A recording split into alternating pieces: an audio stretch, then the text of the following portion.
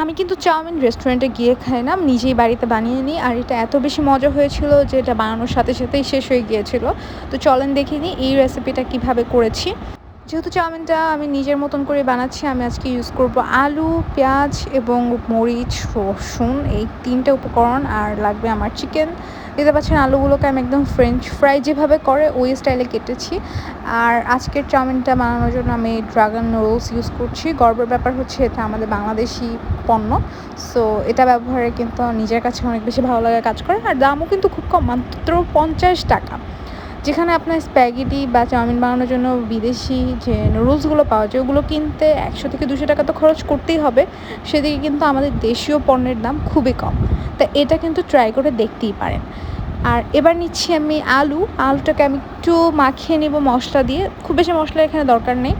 আর এই আলুটা আপনি যখন ফ্রাই করবেন তখন দেখবেন খুব ক্রিস্পি হবে যদি আপনি প্রসেসটা ঠিক মতন ফলো করেন। দেখতে পাচ্ছেন আমি দিলাম লবণ, লাল মরিচের গুঁড়া, আর সাথে দেবো একটু হলুদ। প্রত্যেকটা পরিমাণই আমি আমার আলুর পরিমাণ অনুযায়ী ব্যবহার করছি। কেউ যদি আলু বেশি নেন তাহলে একটু বাড়িয়ে কমিয়ে মশলাগুলো ব্যবহার করবেন। আলুটাকে মশলা দিয়ে মাখিয়ে আমরা সাইডে সরিয়ে রাখবো। দেখতে পাবেন যে আলু থেকে পানি বেরোতে শুরু করবে, অ্যান্ড পানিটা বেরোতে দিন। আলু যদি আপনি ক্রিস্পি খেতে চান তাহলে এই প্রসেসটা ফলো করুন। এবার আমরা চলে যাব মাংসের ম্যারিনেশনে। তো ম্যারিনেট করে আমরা 2 থেকে 3 মিনিটই রাখছি, বেশিক্ষণ রাখতে হয়নি যেহেতু মাংসগুলো একদম ছোটো ছোটো পিস করে কাটা। নিয়েছি আদা রসুনের পেস্ট, লাল মরিচের গুঁড়া, হলুদের গুঁড়া, জিরার গুঁড়া, লবণ এবং টমেটো সস। এই কয়েকটা উপকরণ দিয়ে খুব ভালোভাবে মাখিয়ে নিয়েছিলাম। আর লবণ ব্যবহার করার ক্ষেত্রে একটু সাবধানতা অবলম্বন করবেন, কারণ আমরা কিন্তু চাউমিনে অন্যান্য সস ইউজ করব। এবার চলে যাচ্ছি ডিম স্ক্রাম্বলিংয়ের প্রসেসিংয়ে। কিছুই না, জাস্ট ডিম ভেঙে লবণ দিয়ে এটাকে একটু স্ক্রাম্বল করে নেবেন অয়েলে।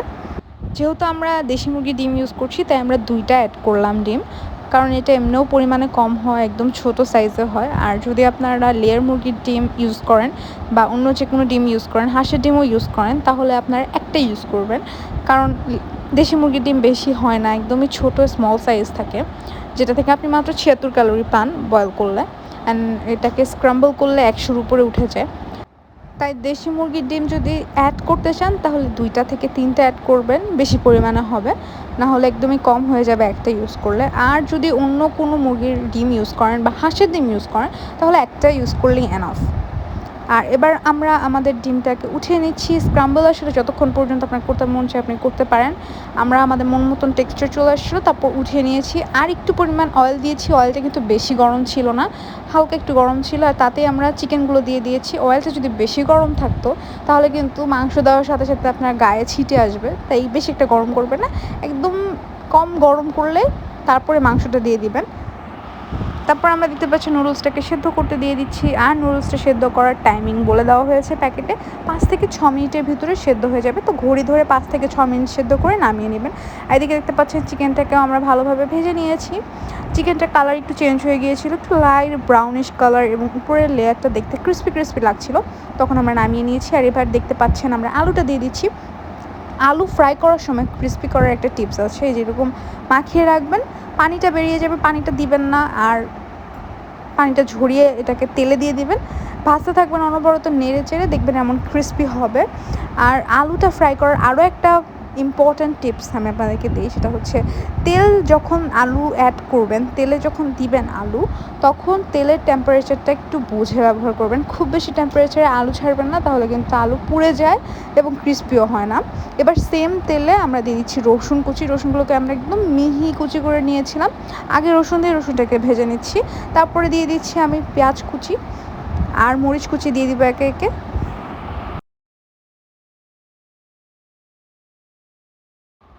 তো পেঁয়াজ এবং রসুনটাকে বেশ কিছুক্ষণ ভেজে কালারটা যখন একটু চেঞ্জ হয়ে আসছিলো, মানে রসুনের কালারটা চেঞ্জ হয়ে গিয়েছিলো আর পেঁয়াজটা মোটামুটি সফট হয়ে গিয়েছিলো, ওই পর্যায়ে আমি দিয়ে দিলাম মরিচ। আর মরিচটা দিয়ে আমি এখন এখানে অনবরত নাড়াচাড়া করতে থাকবো। তারপরে আমি এখানে অ্যাড করে দিব পেঁয়াজের কলিগুলো, যেগুলো আমি প্রিপেয়ার করে রেখেছিলাম, ওইটা আমি এখানে দিই। চাউমিনে এই জিনিসটা দিলে যখন এক একটা পেঁয়াজের কলি দাঁতের নিচে পড়ে, খেতে খুব বেশি ভালো লাগে। আর আপনি চাইলে চাউমিনে ক্যাপসিকাম অ্যাড করতে পারেন। তারপরে একটু পেঁয়াজটা দিয়ে নেড়ে চেড়ে আমরা দিয়ে দিলাম টমেটো পেস্ট। আমরা 3-4টা টমেটো পেস্ট করে নিয়েছিলাম, বা টমেটো পিউরি বলতে পারেন এটাকে, পিউরিও অ্যাড করা যাবে। সাথে আমরা অ্যাড করলাম এখানে চিলি ফ্লেক্স। চিলি ফ্লেক্সটা একদমই অপশনাল, ঝাল যদি বেশি খেতে চান তাহলে চিলি ফ্লেক্স দিতে পারেন, তবে চাউমিনে চিলি ফ্লেক্সটা অ্যাড করলে ফ্লেভার অনেক বেড়ে যায়, তাই অ্যাড করার চেষ্টা করবেন। এবার আমরা দিয়ে দিলাম সল্ট পরিমাণ অনুযায়ী। তো আমরা যেহেতু টমেটো পিউরি ইউজ করেছিলাম সেহেতু এখানে এক্সট্রা করে টমেটো সস ইউজ করার কোনো দরকার ছিল না, বাট তারপরে আমরা এখানে টমেটো সস অ্যাড করলাম, সাথে সয়া সসও দিলাম। টমেটো সস বেশি ব্যবহার করিনি, 1 টেবিল চামচের মতন, আর সয়া সস ব্যবহার করেছি 1/2 টেবিল স্পুনের মতন। এবার সব উপকরণগুলোকে নেড়েচেড়ে দিব। আর একটু ফ্লেভারটা বাড়িয়ে দেওয়ার জন্য এখানে আমি ব্যবহার করছি জিরার পাউডার। তো জিরার পাউডারটা যেহেতু আমি উপর থেকে ছিটিয়ে দিচ্ছিলাম, মেবি ক্যামেরাতে খুব একটা ভালোভাবে ফোকাস হয়নি, তবে আমি আপনাদেরকে মুখে বলে দিলাম কী ব্যবহার করেছি। পাশাপাশি দেখতে পাচ্ছেন আমাদের নুডলসটাও কিন্তু সেদ্ধ হয়ে এসছে, আর এদিকে আমাদের টমেটোর গ্রেভিটাও একদম রেডি হয়ে গিয়েছে। পারফেক্টলি নুডলস সিদ্ধ হয়ে যাওয়ার পর সেটা পানি ঝরিয়ে নিয়েছি আর সেটা এখানে অ্যাড করে দিলাম। এবার নেড়ে চেড়ে নিব, তবে এখানে কিছু কিছু ইনগ্রেডিয়েন্টস অ্যাড করতে হবে, যেমন কাঁচামরিচ। আপনি এখানে চাইলে কিন্তু বাটার দিতে পারেন, তাহলে আরও ফ্লেভার বেড়ে যাবে। আমি এখানে বাটার ব্যবহার করেছিলাম, তবে সেটা আমি ক্যামেরাতে দেখাতে একদম ভুলে গিয়েছিলাম। ভালো মতন সবগুলো নুডলস বাটার একসাথে মিশানোর পরে আমি উপর দিয়ে ছিটিয়ে দিচ্ছি টেস্টিং সল্ট। টেস্টিং সল্ট দিলে মূলত আপনার এই চাউমিনটা একদম খেতে রেস্টুরেন্টের টেস্টই পাবেন, আর তার থেকেও বেটার হবে যেহেতু আপনি এটা বাড়িতে বানিয়েছেন। আর আমি আসলে কোনো কিছুই দোকান বা রেস্টুরেন্টের মতন বানাতে চাচ্ছিলাম না, সব কিছু চাচ্ছিলাম স্বাস্থ্যসম্মতভাবে ঘরেই বানাতে। দেখতে পাচ্ছেন আমি এখন দিয়ে দিচ্ছি আলু, যেটা ভেজে রেখেছিলাম। আলুটা এখন পর্যন্ত ক্রিস্পি আছে। মাংস এবং স্ক্রাম্বল করে রাখা ডিমটাও আমি দিয়ে দিলাম, আর এখন খুব ভালোভাবে নেড়েচেড়ে সবগুলো উপকরণ মিক্স করে নিতে হবে, যাতে আমাদের চাউমিনে যে ফ্লেভারগুলো গিয়েছে সেগুলো যাতে আমাদের আলুতেও যায়, চিকেনেও যায় এবং ডিমের সাথেও ভালোভাবে মিক্স হয়ে যায়।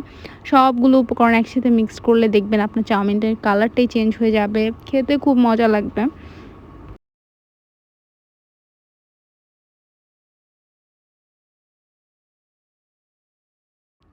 কিছুক্ষণ আগেই যে আমি আপনাদেরকে বললাম উপর দিয়ে একটু কাঁচামরিচ কুচি করে দিতে পারেন, সেটাই আমি এখন মাঝখান দিয়ে কাঁচামরিচটা ভাগ করে দিচ্ছি, এটা ফ্লেভার বাড়াতে হেল্প করবে। নামিয়ে প্লেটে সার্ভও করতে পারিনি, আমাদের খিদা লেগে গিয়েছিল। তো নামানোর পরে ছবি তোলার মতনও ধৈর্য শক্তি ছিল না, তারপরে ছবিটা তুলেছি, যে ভিডিও যেহেতু আপলোড করব ছবি তো ভালো করে তুলতেই হবে। তো এই ছিল আমার আজকের চাউমিনের রেসিপি। আপনাদের কাছে কেমন লেগেছে সেটা কিন্তু জানাতে একদমই ভুলবেন না। আল্লাহ হাফেজ।